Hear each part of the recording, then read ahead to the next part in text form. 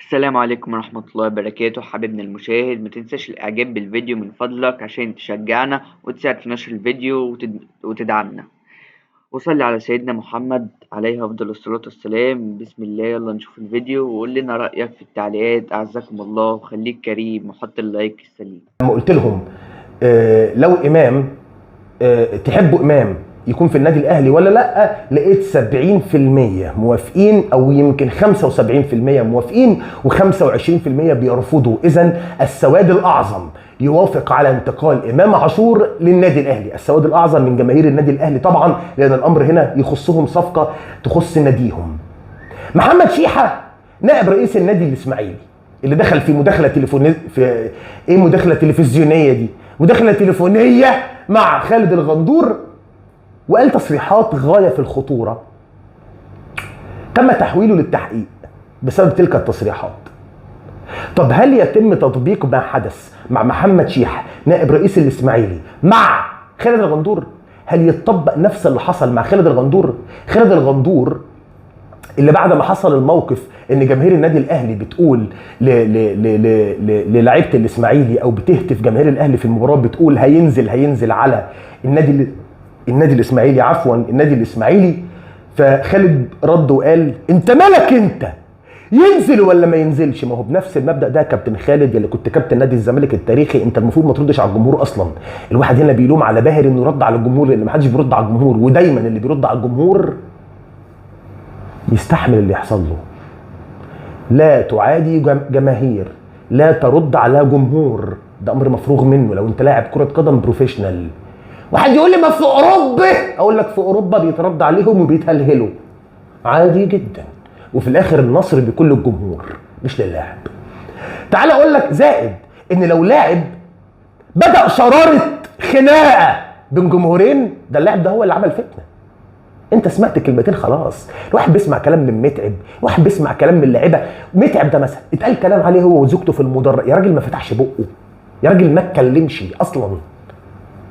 تعال اقول لك قال ايه كمان كابتن خالد الغندور لما قال محمد هاني بقى طبعا حامي الحمى رايح يقول له ما تكلمش جمهور الاهلي، وعمل كده بالظبط. كابتن خالد طب انت عايزه ايه؟ لاعب من فريق الخصم بيرد على جمهوري، انا اقف اتفرج يا كابتن خالد؟ يا كابتن خالد لو المساليس وشاف لعيب بيرد على جمهور الزمالك وراح له، انت مش هتكون مبسوط؟ يا كابتن خالد عيب كده، انت بتقعد في اون تايم بتبقى راجل ستريت قوي ومعتدل وارائك محترمه، بتروح هناك يا كابتن خالد مفيش حاجه اسمها اصدقاء نافع قويه. كابتن خالد المبادئ لا تتجزأ. يا كابتن خالد انت رايك هنا لازم يكون هو رايك هنا، لازم يكون هو رايك هنا، والا تبقى راجل متلون. يا كابتن خالد مع كامل احترامي ليك طبعا انت مش متلون ولا حاجه، بس انا قلت انصحك.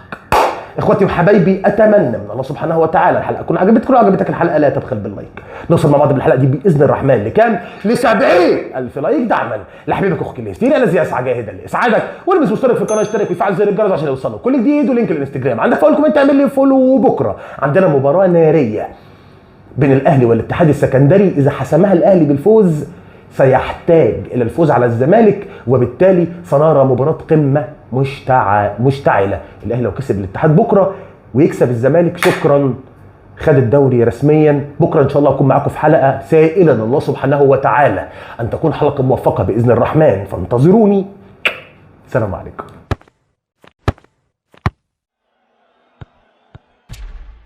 وقلت لك امبارح ان انا جالي اخبار شبه مؤكده ان امام وقع بالفعل للنادي الاهلي لمده 4 سنوات. تعال اقول لك الاخبار اللي جات لي وبعدين اقول لك نتيجه الاستفتاء اللي انا عملته امبارح.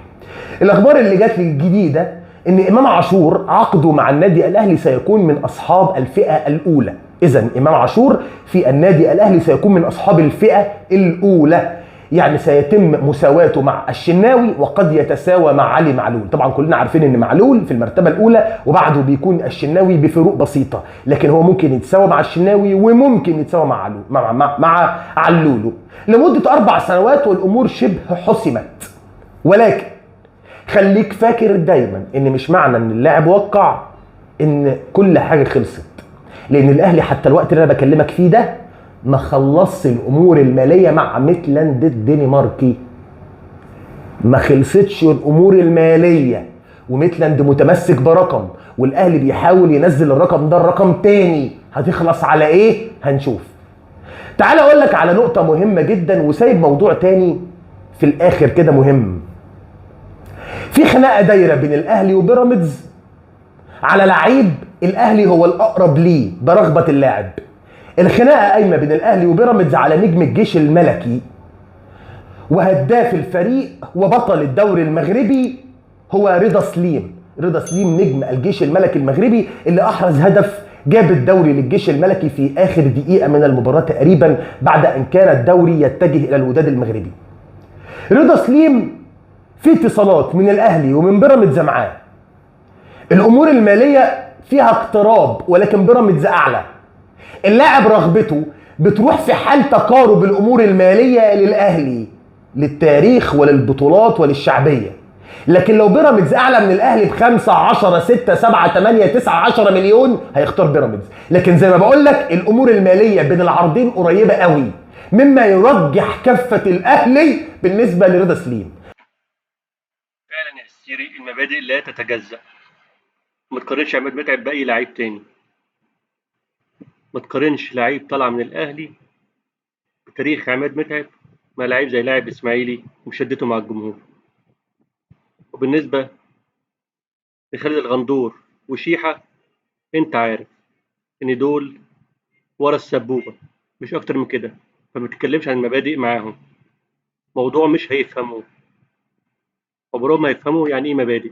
المبادئ بتاعتهم مجرد إنشا وكلام بيتقال بس قدام الجمهور، لكن من جواهم إحنا عارفين تاريخهم كله. ورا السبوبة مش أكتر ولا أقل. وشكرا.